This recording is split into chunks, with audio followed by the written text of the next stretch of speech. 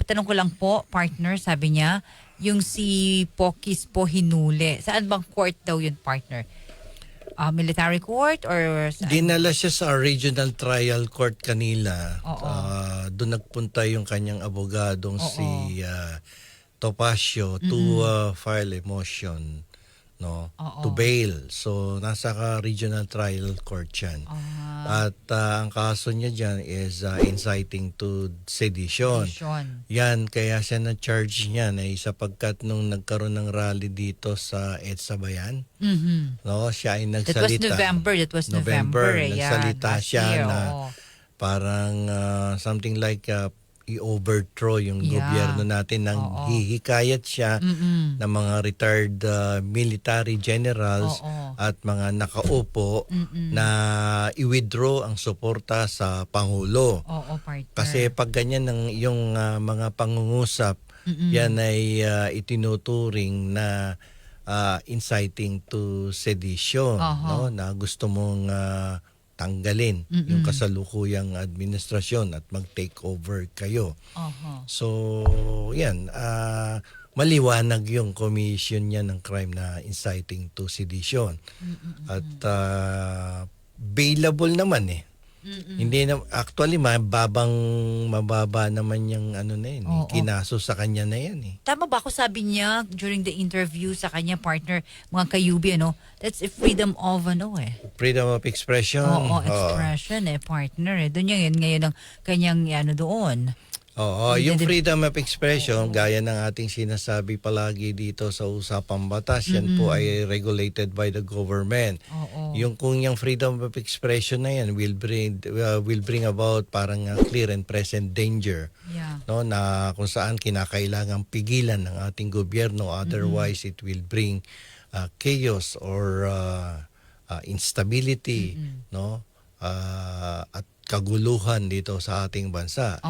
May karapatan ng state to prevent, no, this kind of activities, no, and then yung mga pananalita na katulad niyang sinasabi ni General Pokis. Ang ganda naman ang apelyido niya. Medyo ingatan mo sa partner, dandahan. Kaya Pokis. Kaya nga dahan-dahan ng pananalita ko. Baka ma-MTRCB tayo. KBP partner, KBP pala. Ano ba yung KBP? Kapisan ng mga broadcaster. Alam ko, yung partido ni Marcos, kilusan ng bagong Pilipino. So, nasa gobyerno na ngayon kung paano nila ito patutunayan na yun ang kanyang panghihikayat. May mahirap mang hikayat. Sana ginawa niya, nang hikayat na lang siya kumain. Lalo na yung mga gutom, di ba? Na marami sa ating mga kababayan. Mahirap yan. Katulad nito kanina, si Chavit Singson. Isa pa yun. Natanggap ng Malacanang ang hamon, partner. Ang pagdedebate tungkol sa korupsyon. Naku, mabigat ito, partner, debate na ito. Nakikipagdebate si Chavit.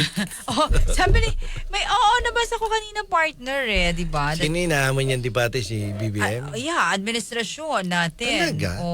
That sinasabi dito, partner, ay ang debate tungkol sa korupsyon. At ito naman ay... Talaga?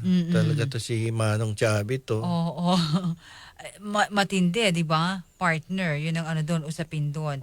Ayun, that is another case of inciting to sedition. Yung ginagawa na yan ni Manong Chavit. Dahil nang iinganyo siya ng isang aktibidad na kung saan niyayaya niya ang mga kabataan na pumunta sa Malacanang. Narinig natin. Di ba? Ayan may kulay yan ng inciting to sedition.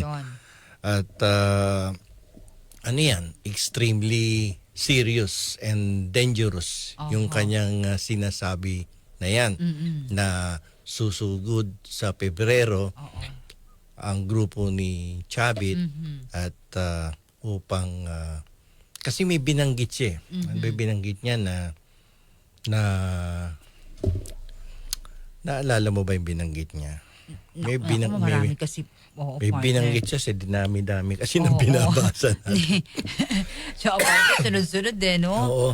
Oo, yung kanyang hinahanap ko dito yung kanyang May binanggit siya kanina. Teka.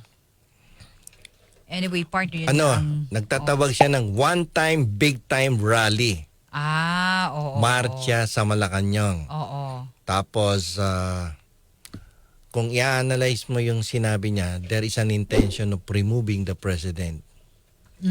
Di ba? And this statement can be interpreted as something na ang intention is to destabilize the government.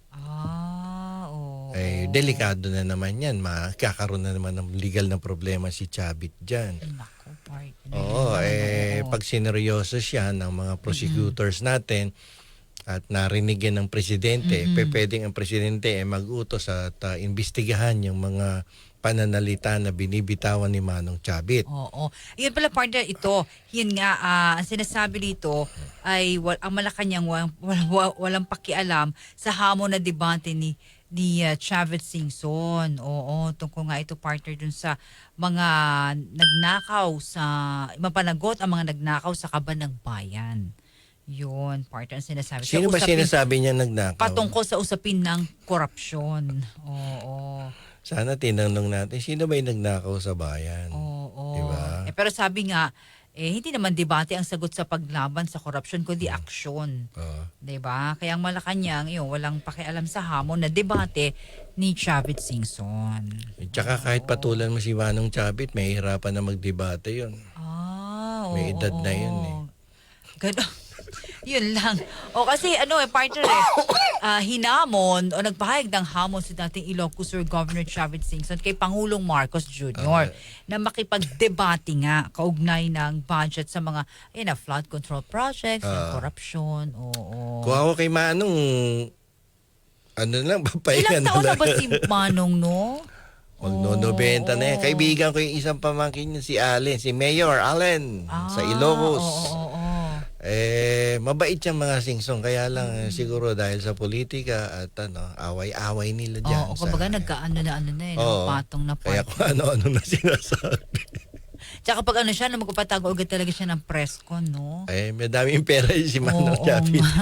Yun talaga, partner. Sabi ni Maya Nanali, Atty. Bueno, di na po kaya nun makipagdebate. Binubulungan nga lang nung press con. Oo. Hindi naman siyang talaga may utak niyan eh. Oo. Hindi na kaya ni Manong Chavit na makikipag-debate. Wala na, hindi na kaya. Hindi na kaya, partner, no? Sabi dito ni Ordinary Person, Atty. Bueno, sa February daw, itatapat ni Chavit baka sa EDSA Day. Ang problema sa kanila, actually ito, to be honest, ang grupo ng mga Duterte, they do not have the capability na mag-mobilize ng tao. Ilang beses na sila nag-organize ng mga mass action, pero wala namang makikitang taong pumupunta. Siguro 50, marami na yung 100 siguro. So walang pumupunta na, mahina na yung grupo ni Duterte. Kaya ang ginagawa nilang strategy ngayon ay sumasabay sa isang event na siguradong mayroong pupuntang mga taong marami. Katulad niyan, February 25, that is the EDSA People Power Anniversary. Sigurado maraming pupunta dyan. Of course, Doon nila isinasabay, tapos engganyoin yung mga bata na magmarcha sa Malacanang. Wag naman sana sumama yung mga bata kasi yan, anibersaryo yan ng pagbawi ng demokrasya. Sa bansa, pero dapat wag mauwi sa kaguluhan yan. Oo nga, partner, no? February, yan talaga 25 yan. Ang malaking dyan sa history ng ating bansa, hindi ba? Attorney Bueno, law and the learn the law, know your